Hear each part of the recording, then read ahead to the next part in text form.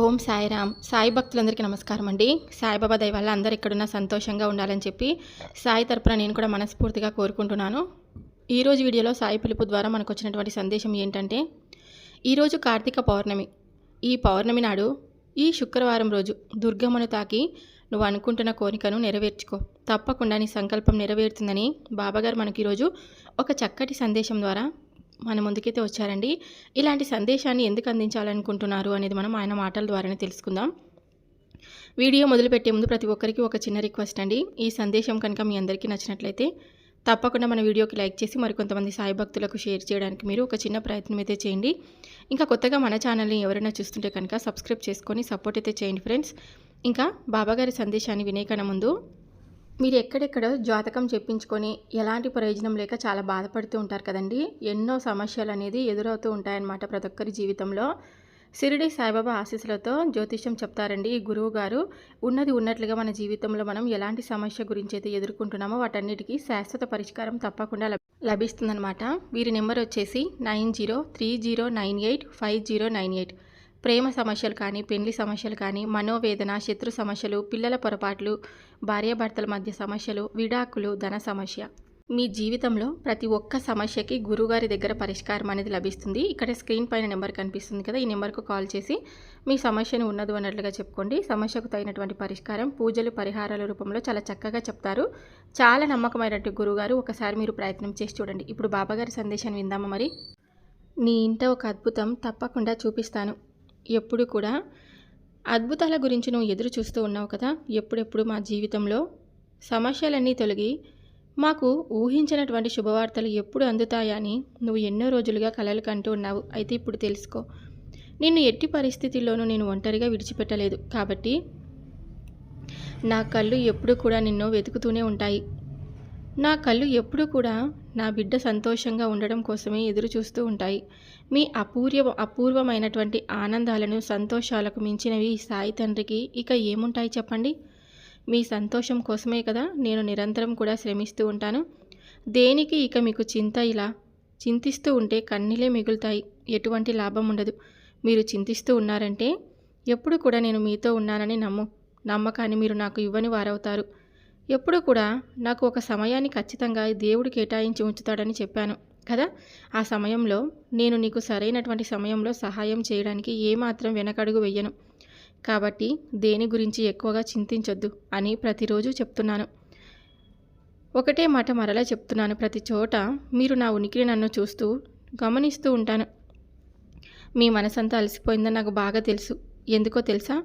నీకున్న సమస్యలతో నువ్వు ఎంతో సతమతమైపోతూ జీవితాన్ని వేదనాభరితం చేసుకుంటున్నావు. ఇక చాలు, నాకు ఈ జీవితం వద్దు అని నువ్వు అనుకుంటూ ఉన్నావు. అలా ఎప్పటికీ అనుకోవద్దు. భగవంతుడు నీకు ఇచ్చిన జీవితాన్ని నువ్వు ప్రస్తుతం అనుభవిస్తున్నావు. కాబట్టి భగవంతుడు ఏ విధమైనటువంటి జీవితాన్ని నీకు ఇచ్చాడో వాటి ప్రకారమే అంతా కూడా జరుగుతుంది. నా మాటలను ప్రశాంతంగా ఆలకించు. నీకు ప్రతి క్షణం ధైర్యాన్ని ఇస్తూ ఉంటాను. నువ్వు అనుకుంటున్నది తప్పకుండా జరుగుతుంది.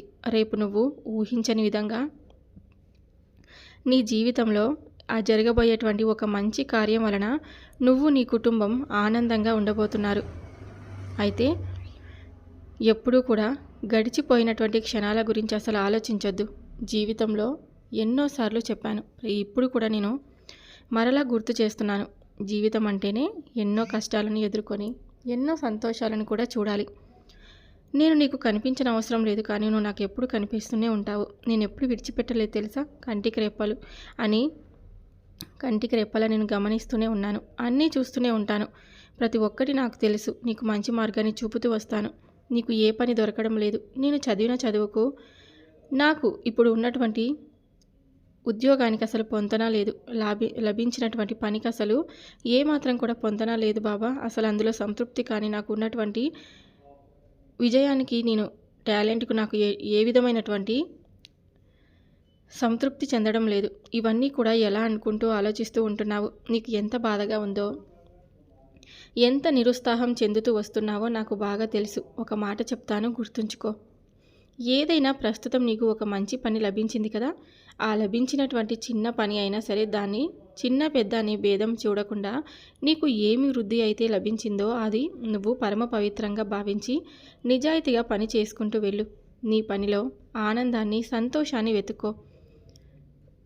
ఆ పనిని పరమ పవిత్రంగా భావించు. ఆదాయం తక్కువగా ఉందని బాధపడొద్దు. ఎక్కువగా నిరుత్సాహాన్ని చూపొద్దు. అది నీకు భవిష్యత్తులో గట్టి పునాదిలా మారిపోతుంది. అసలు ఏదీ లేకుండా ఖాళీగా ఉండే కన్నా ఏదో ఒక పనినైతే నువ్వు చేస్తున్నావు కదా, అందుకు నువ్వు గర్వించాలి. అవకాశాలనేవి ఒకేసారి రావు. వచ్చినప్పుడు మాత్రం నువ్వు ఏ విధంగా వాటిని ఉపయోగించి వాటికి న్యాయం చేశావు అనేది చాలా ముఖ్యం. కాబట్టి నీ ఖర్చుల గురించి ఆలోచిస్తూ పని చేయొద్దు. ఆ ఆలోచనలతో నువ్వు ఇంకా కృంగిపోతావు. వచ్చిన దాన్ని చూసి సర్దుకొని పో. ఖర్చును తగ్గించుకో. రాబోయే రోజుల్లో ఇంకా మంచి భవిష్యత్తును భగవంతుడు నీకు ఇవ్వబోతున్నాడు. కష్టానికి ప్రతిఫలాన్ని వెంటనే నీకు ఇవ్వలేకపోయినా తప్పకుండా ఏదో ఒక రోజైతే మంచిగా నువ్వు ఊహించిన విధంగా జరగబోతుంది నీ జీవితంలో. అది కూడా రేపటి రోజున నువ్వు ఒక మంచి శుభకరమైనటువంటి శుభవార్తను నీ చెవులారా వింటావు. అది జరిగేలా నేను అనుగ్రహిస్తాను. కాస్త ఓర్పుగా, సహనంగా ఉండు. జీవితం నీకు చాలా పాఠాలను నేర్పిస్తుంది. ఓర్పు ఎప్పుడు ఓటమి నెరగదు అంటారు కదా, అలాగే సహనంతో అసలు సాధ్యం కానిదంటూ పని ఏదీ లేదు. ఈ రెండు ఉన్నవారి జీవితంలో ఎప్పటికీ ఓడిపోవడం అంటూ జరగనే జరగదు. ఇది నిజమైనటువంటి సత్యం. నా బిడ్డలకు, ఖర్చులకు, తిండికి, బట్టకు ఎప్పుడు భయపడని అవసరం రానే రాదు. వారికి అవసరమైనవన్నీ కూడా నేను స్వయాన దగ్గరుండి మరీ వారికి అందిస్తూ ఉంటాను. మీరు నమ్మినా నమ్మకపోయినా నేను మాత్రం మీతో ఎప్పుడూ ఉండే తీరుతాను. ఇది మాత్రం నిజం. నిరాశగా ఏ పని చెయ్యొద్దు. అది నీకు, నీ కుటుంబానికి ఆనందాన్ని ఇవ్వలేకపోగా మరింతగా నిరుత్సాహానికి కృంగతీస్తుంది. జీవితంలో ఏ క్షణంలో అయినా సరే మారిపోతుంది. ఈరోజు ఉన్నట్లుగా రేపు ఉంటుందని ఎప్పుడూ అంచనా వేసుకోవద్దు. ఈ రోజు లేని ఆనందాన్ని కూడా భగవంతుడు నీకు ఇచ్చి చూపిస్తాడు. ఎప్పుడు ఏం జరిగినా సరే నువ్వు మాత్రం నీ వైపు నుండి మంచి ప్రవర్తనతోనే ఉండు. నీ కష్టాన్ని, నీ మంచితనాన్ని ప్రతీదీ కూడా వృధా పోనివ్వను. అంతకు మించినటువంటి రెట్టింపు స్థాయిలో నిన్ను కూర్చోబెడతాను. అవన్నీ కూడా నీ వద్దకు చేర్చేటువంటి బాధ్యత ఈ సాయిది. నన్ను నమ్మిన నా బిడ్డలను నేనెప్పుడూ కూడా నిరుత్సాహపరచను. ఆశలను చిదిమయ్యను. ఎప్పుడు వారి కంట కన్నీరు రానివ్వను. మహారాజు పదవి ఇవ్వాలని అనుకోను. కానీ నువ్వు నిజంగా నీ ఆనందం కోసం, నీ కుటుంబ క్షేమం కోసం, అలాగే నీ ప్రశాంతంగా ఉండేందుకు జీవితం కోసం ఈ బాబాను అడిగావంటే మాత్రం తప్పకుండా నీకు వాటి గురించి నేను ఆలోచిస్తాను. నీకు కావలసినటువంటి జీవితాన్ని తప్పకుండా అందిస్తాను. నన్ను నీ హృదయంలో నింపుకుంటున్నావుగా. బుద్ధిని, మనసును ఏకం చేసి మరీ నీ పని యందు ఇక దృష్టి సాధించు. రాబోయే రోజుల్లో గొప్పగా బ్రతికే రోజులు నీకు తప్పకుండా పరిచయం చేయలేను. కానీ నువ్వు సంతోషంగా గడిపినటువంటి క్షణాలు, రోజులు మాత్రం నీకు తప్పకుండా ప్రశాంతంగా ఉండేటువంటి రోజులను అయితే పరిచయం చేస్తాను. ఇది నీ సాయి మాటగా ప్రమాణం చేసి చెప్తున్నాను. నువ్వు సంతోషంగా ఉంటావు కదూ. ఇప్పుడు ఈ సాయి మాటలు విన్న తర్వాత నీ మనసులో ఉన్నటువంటి అనుమానాలు, అలాగే నువ్వు ఎదుర్కొంటున్నటువంటి పరిస్థితుల ప్రభావం, నిరుత్సాహం వీటన్నిటినీ కూడా బయటకు పంపిస్తావని అనుకుంటున్నాను. దిక్కు తోచినటువంటి స్థితిలో ఏం చేయాలో అర్థం కానటువంటి పరిస్థితిలో ఇక నుండి అసలు ఉండొద్దు. ఎప్పటికప్పుడు నీ యొక్క ఆలోచనలు మెరుగుపరుచుకుంటూ ఏ పని చేసినా కూడా నువ్వు దానిపైన ఒక మంచి లాభం అనేది రావాలని ఆశించకుండా, దానివల్ల నేనేం సాధించానో, నేర్చుకున్నానో, అలాగే నాకు జీవితంలో అది ఎంతవరకు ఉపయోగపడుతుంది అనేది మాత్రమే నువ్వు ఆలోచించు. తర్వాత నీకు జీవితంలో గొప్ప ఫలితాన్ని ఇచ్చే విధంగా నేను నీకు చేస్తాను. నీకే కాదు, నన్ను నమ్ముకుంటున్నటువంటి నా వాళ్ళు అనుకుంటున్నటువంటి నా బిడ్డలందరికీ కూడా ఈ సందేశం వర్తిస్తుంది. అందరూ కూడా వారి వారి ఆలోచన విధానాన్ని మెరుగుపరుచుకోవాలి. అలాగే వ్యతిరేకమైనటువంటి ఆలోచనలన్నీ కూడా తీసివేసి నాపై దృష్టి పెట్టు. నీకు ప్రతి క్షణం ధైర్యాన్ని, శక్తిని ఇస్తూనే వస్తాను. నువ్వు అనుకుంటున్నది తప్పకుండా జరుగుతుంది. నువ్వు చేస్తున్నటువంటి కృషి అంతా కూడా నీకు, నీ కుటుంబానికి ఇప్పుడు రాబోయేటువంటి కొన్ని కష్టాల నుండి బయటపడేలా చేయబోతుంది. నా కళ్ళు ఎప్పుడూ కూడా నా బిడ్డలు ఏం చేస్తాయా అని చూస్తూనే ఉంటాయి. మీ ఆనందాన్ని నా ఆనందంగా భావిస్తూ, మీలో ప్రతి క్షణం నన్ను చూసుకుంటూ నేను ఎంతగా మురిసిపోతూ ఉంటానో మీకు తెలియదు. ఈ సృష్టికి మొత్తం లయకారుడు ఆ పరమేశ్వరుడు. ఆయన తండ్రి అయినప్పుడు అందరం మనం కూడా పిల్లలమే. కాబట్టి ఈ సృష్టిలో ఎక్కడైనా ఎవరైనా సరే అన్నమని నిన్ను ఎవరైనా అడిగితే తప్పకుండా వాళ్ళకు అన్నం పెట్టు. ఆలోచించకుండా నీ శక్తి మేర వారికి కాస్త పట్టెడు అన్నం పెట్టు చాలు. అది ఈ స్థాయికి చేరుకుంటుంది. అలా ఎప్పుడైతే మంచి భావంతో ఉంటావో, ఎప్పుడైతే నన్ను నీ మనసులో స్థిరంగా ఉంచుకుంటావో, అప్పుడు నీ మనసులో ఎలాంటి ప్రతికూలమైనటువంటి ఆలోచనలు ఉండవు. నన్ను స్థిరంగా ఉంచుకున్నప్పుడే మీకు అన్ని రకాల ప్రతికూలమైనటువంటి ఆలోచనలు పుడతాయి. అప్పుడే మీరు ఎక్కువగా ఆలోచించడం, నిరుత్సాహానికి గురి అవుతూ వస్తారు. ఎప్పుడు కూడా ఇలా చేయకుండా ప్రశాంతమైనటువంటి మనసును స్థిరంగా ఉంచేటువంటి ఆలోచనలను ఏర్పరచుకొని సంతోషంగా ఉండు. మీరు ఎదుర్కొంటున్నటువంటి సమస్యల వలన మీరు ఎంతగా విసిగిపోతున్నారో, ఆ సమస్యల కారణంగా మీకు ఆనందంగా గడపలేకపోతున్నారు. మీరు ఏడుస్తే కొంతమంది నాటకం అంటున్నారు. నవ్వితే వీరికి ఏ బాధలు లేవేమో అందుకే సంతోషంగా ఉంటున్నారని అనుకుంటున్నారు. మౌనంగా ఉంటే తప్పు ఒప్పుకున్నట్లు భావిస్తున్నారు. ఇక ఏదైతే మాట్లాడితే చెడ్డవారు అని అంటున్నారు. మాట్లాడకపోతే అహంకారి అని అంటున్నారు. నువ్వు ఎలా ఉన్నా సరే నిన్ను అనేవాళ్ళు ఏదో ఒకటి అంటూనే ఉన్నారు. తప్పు వెతుకుతూనే ఉన్నారు. కానీ వారి గురించి అసలు, అలాగే వాళ్ళు చేసేటువంటి కర్మ గురించి వారికి వదిలే. నీకు నువ్వు నచ్చినట్లుగా బ్రతుకు. నిజం చెప్పాలంటే ధనవంతుడు కావడం గొప్ప కాదు. అహంకారం లేకుండా ఉండగలగడం నిజమైనటువంటి గొప్ప. ఉన్నత స్థాయికి వెళ్ళడం అసలు గొప్ప కాదు. ఏ స్థాయికి వెళ్ళినా వచ్చినటువంటి స్థాయిని మర్చిపోకపోవడం అదే గొప్ప. సమయంతో పోటీ పడుతూ పరిగెత్తడం గొప్ప కాదు. మనల్ని నమ్ముకున్న వాళ్ళ ప్రేమకు పంచేందుకు సమయం కేటాయించడం నిజమైనటువంటి గొప్ప. స్వార్థంతో నయవంచన చేస్తూ ఎదగడం గొప్ప కాదు.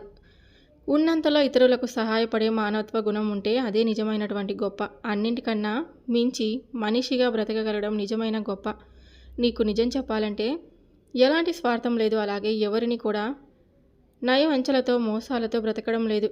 అలాగే నీకు ఉన్న దాంట్లో నలుగురికి సహాయం చేస్తావు. అందరినీ కూడా గౌరవమైనటువంటి భావనతోనే పలకరిస్తూ ఉంటావు. అందరితోనూ మంచినే కోరుకుంటావు. కాబట్టి నీకు ఎల్లప్పుడూ కూడా భగవంతుడు మేలే చేస్తాడు. మీకు ఈ సాయి ఏం చేస్తే నచ్చుతాడో తెలుసా? మీరు అడగగానే నిమిషాల్లో మీ కోరికను, మీ సమస్య నుండి మిమ్మల్ని బయటపడేస్తే మీకు చాలా మంచివాడు. లేకపోతే మేలు చేసినట్లుగా భావించి ఇంకాస్త ఎక్కువగా నన్ను మీరు ఇష్టపడతారు, ప్రేమను చూపిస్తారు. మీకు కనుక ఏదైనా కాస్త కష్టం ఎక్కువ అవ్వతే ప్రారంభిస్తే చాలు, మరో నిమిషమే నన్ను ద్వేషిస్తూ నాకెందుకు బాబాయ్ ఇలాంటి జీవితాన్ని ఇచ్చావని వెంటనే బెంగపడిపోతూ నన్ను నిందిస్తూ తిడుతూ ఉంటారు. ఆనందం ఇవేవి కూడా శాశ్వతం కాదు. ఈ నిమిషంలో సంతోషంగా ఉన్నవారు మరో నిమిషంలో ఎంతో దుఃఖించవచ్చు. ఇప్పుడు దుఃఖంతో ఉన్నవారు మరో నిమిషంలో ఆనందించవచ్చు. అదంతా కూడా దైవ నిర్ణయమని భావించు. అదంతా కూడా వారి యొక్క కర్మానుసారం జరుగుతుందని తెలుసుకో. కర్మను తప్పించుకోవడం భగవంతుడు కూడా తరం కాదని ఎన్నోసార్లు చెప్పాను కదా. కాబట్టి ఎవరి కర్మను ఎవరు ఎప్పుడు కూడా తప్పించుకోలేరు. నీ కర్మను అనుభవిస్తున్నప్పుడు కూడా భగవంతుడి సహకారం నీకు ఉంటుంది. ఆ సమయంలో నీకు ఎవరి తోడు ఉండలేకపోతే నీకు ఒక కనిపించినటువంటి శక్తి మాత్రం నిన్ను చాలా జాగ్రత్తగా కనిపెట్టుకుని ఉంటుంది. నీ మనసులో ఉన్న మనోవేదన అంతా నాకు తెలుసు. నువ్వు కుమిలిపోవడం తప్ప, నువ్వు ఎక్కువగా ఆలోచించి ఆరోగ్యాన్ని పాడు చేసుకోవడం తప్ప ఇంకేమీ ఉండదు. అంతగా ఆలోచించే ప్రయత్నం అయితే చేయొద్దు. లోకంలో కనీసం వసతి, తిండి, ఇంకేమీ కట్టుకోవడానికి కనీసం బట్టలు లేక తలదాచుకోవడానికి కాస్త స్థలం లేనటువంటి అభాగ్యులు ఈ ప్రపంచంలో ఎంతోమంది ఉన్నారు. వారందరినీ ఒక్కసారి దృష్టిలోకి తెచ్చుకో. వారిలో నేను లేనని సంతోషించు. అలాంటి జీవితాన్ని నాకు భగవంతుడు ఇవ్వలేదని ఆనందపడు. ఎందుకంటే వారందరిలో కూడా ఎంతో కష్టం ఉంటుంది. నీకు రాలేదని తృప్తిపడు. వారు అనుభవించే కష్టం కన్నా నీది అసలు కష్టమే కాదని నువ్వు తెలుసుకో. ఆ తర్వాత నీకు నువ్వుగా ఆలోచించు, వారి కష్టం ముందు నీ కష్టం ఏ సమస్య పాటిదో అని. అంతేకాని లేని వాటి కోసం పరుగులు పెడుతూ ఉన్నటువంటి విలువైన జీవితాన్ని ఎప్పుడూ కూడా ఉన్న ఆనంద క్షణాలను దూరం చేసుకోవద్దు. ప్రతిరోజు నువ్వు నాకు విన్నవించుకోవాల్సినటువంటి అవసరం అంతకన్నా లేదు. బాబా నాకు ఈ సమస్య ఉంది, నా కోరిక ఇది అని చెప్పుకోవద్దు. నాకు అన్నీ తెలుసు. ఒకసారి చెప్పుకుంటే చాలు, పదే పదే చెప్పనవసరం లేదు. ఒకసారి చెప్తే చాలు కదా. ఆ సమస్యను ఎప్పుడు కూడా నేను మర్చిపోను. నీ పని అందే నేను శ్రద్ధ వహించి ఉన్నాను. అది ఎప్పుడు కూడా చేస్తూనే ఉంటాను. ఆ సమయం రాగానే తప్పకుండా క్షణాల్లో అది నీకు అందేలా చేస్తాను. దేనికైనా కానీ కాలమే కదా సమాధానం చెప్పాలి. అయినా నీకు ఎంతటి భాగ్యవంతమైనటువంటి జీవితం ఇచ్చానో నువ్వే ఆలోచించుకో. అప్పుడు నీకు పూర్తిగా అవగతమవుతుంది. ఆరోగ్యాన్ని ఇచ్చాను, అడగకుండానే అన్ని రకాలైనటువంటి సౌకర్యాలను ఇచ్చాను, తిండికి బట్టకు లోటు లేకుండా చూస్తున్నాను. నిన్ను నీ కుటుంబాన్ని పోషించే శక్తిని నువ్వు చేసే ప్రయత్నం మీదనే ఆధారపడి ఉంటుంది కదా. అందుకు నేను కేవలం నిన్ను ముందుండి మరీ నడిపిస్తూ వస్తున్నాను. అంతవరకే బాధ్యత నాది. తర్వాత చేయవలసినటువంటి కష్టం మాత్రం పూర్తిగా నీదే. అప్పుడే నీకు కూడా కష్టంతో కూడినటువంటి వచ్చే ఆనందం విలువ తెలుసుకుంటావు. ఎక్కువగా నిరాశ చెందుతూ ఉన్నావుగా, ఆ పనిలో నీకు గొప్ప విజయం రాబోతుంది. ప్రతి పని వెనుక ఒక పరమార్థం ఉంటుందని పెద్దవాళ్ళు అంటూ ఉంటారు. కాబట్టి ఇన్ని రోజులు నువ్వు ఎంచుకున్నటువంటి పని ఆలస్యం జరిగిందని నిరాశ చెందుతూ వచ్చావు. అలాగే దానికోసం ఎక్కువగా పోరాడి అలసిపోయావు. ఎన్నో అవమానాలను అలాగే ఎందరిలోనో మాటలను పడ్డావు. కానీ ఇప్పుడు మాత్రం నువ్వు ఎప్పుడైతే వదిలేసావో ఆ పనిని ఇప్పుడు మరలా తిరిగి ప్రారంభించు. అందులో నీకు గొప్ప విజయం ఉంది. ఆ విజయాన్ని చూసి నువ్వు కూడా ఆశ్చర్యపోతావు. ఎప్పుడు కూడా నువ్వు నీ కుటుంబం ఆనందంగా ఉంటారు. నిన్ను ఎవరైతే గేలి చేశారో వారందరూ కూడా నిన్ను చూసి తలదించుకునేటువంటి పరిస్థితి ఏర్పడుతుంది. కాబట్టి ఆలస్యంగా అయినా సరే నేను గమ్యాన్ని చేరుకునేలా చేస్తాను. ఇదే నా ప్రథమ కర్తవ్యం. కాబట్టి ఏ విషయంలోనైనా సరే మీకు ఆలస్యం జరుగుతూ ఉందంటే దాని వెనక ఏదో ఒక పరమార్థం ఉంటుందని తెలుసుకోండి. అంతే తప్ప అనవసరంగా ఎక్కువగా ఆవేశపడుతూ దాని గురించి ఎక్కువగా ఆలోచిస్తున్న ఆ సమస్య కానీ నా కోరిక కానీ నెరవేరడం లేదని అతిగా ఆలోచించడం వల్ల వెంటనే జరిగిపోవు. దానికంటూ ఒక సమయం భగవంతుడు కేటాయించే ఉంచుతాడు. అప్పుడు మాత్రమే జరుగుతాయి. కాబట్టి ఈలోపు మీరు ఎక్కువగా ఆలోచించొద్దు. ఆ సమస్య వెంట పరుగులు పెట్టొద్దు. అది నెరవేరేంత వరకు మీకు వచ్చేటువంటి ఆలోచనతో మంచి మంచి పనులు చేసుకుంటూ వెళ్ళండి. దాని గురించి పూర్తిగా వదిలేయండి. భగవంతుడు మీకు ఇవ్వాలని రాసిపెట్టుంటే తప్పకుండా ఎన్ని అవాంతరాలు ఎదురొచ్చినా సరే తిరిగి మీ చేతిలో పెడతాడు. ఇప్పటికీ నీకు పూర్తిగా అర్థమవుతుంది. బాబా ఎందుకు ఇలా ఆలస్యం చేశాడు, ఆలస్యం చేసి కూడా ఇంత మంచి పని చేసి జీవితాన్ని నాకు అందించాడు, ఇది చాలు అని నువ్వు తప్పకుండా నాకు కృతజ్ఞతలు తెలియచేస్తావు. లేకపోతే ఇప్పటికే చాలా సమయం గడిచిపోయిందని ఆందోళన చెందుతూ ఉన్నావు కదా. ఇక గడిచిపోయినటువంటి సమయం గురించి ఆందోళన చెందొద్దు. ఎవరికైనా సహజమే. పని జరగకపోతే ఒత్తిడి వలన ఆందోళన పెరుగుతుంది. ఇంకా ఏం భయం లేదు, కంగారు పడనవసరం లేదు. సమయానికి నీకు అన్నీ అందుతాయి. ఈ సాయిని చెప్తున్నాను కదా, ప్రశాంతంగా ఉండు. నన్ను తలుచుకుంటూ నా మాటలన్నీ విన్నావు కాబట్టి ప్రశాంతమైనటువంటి జీవితం కోసం ఎదురు చూస్తూ ఉండు. నీకు నీ కుటుంబానికి ఆనందమయం చేసుకునేటువంటి సమయం రాబోతుంది. ఎప్పుడు కూడా మీరందరూ సంతోషంగా ఉంటారు. సంతోషంగా మీ జీవితాన్ని ఎప్పుడు గడుపుతూ ఉంటారు. కష్టాలు కన్నీలు ఇక చాలు అనేటువంటి నిర్ణయానికి మీరే వస్తారు. ఇక బాధలు అనుభవించింది చాలు, ఇక కష్టాలను అనుభవించింది చాలు. ఇంకా నీకు ఇప్పటి నుంచి అన్ని సంతోషాలని మరలా తెలియపరుస్తున్నాను. జీవితంలో ఎన్నో కష్టాలను ఎన్నో బాధలను అనుభవించావు. కష్టం వెనుక కష్టం వచ్చి నిన్ను చాలా బాధ పెట్టింది.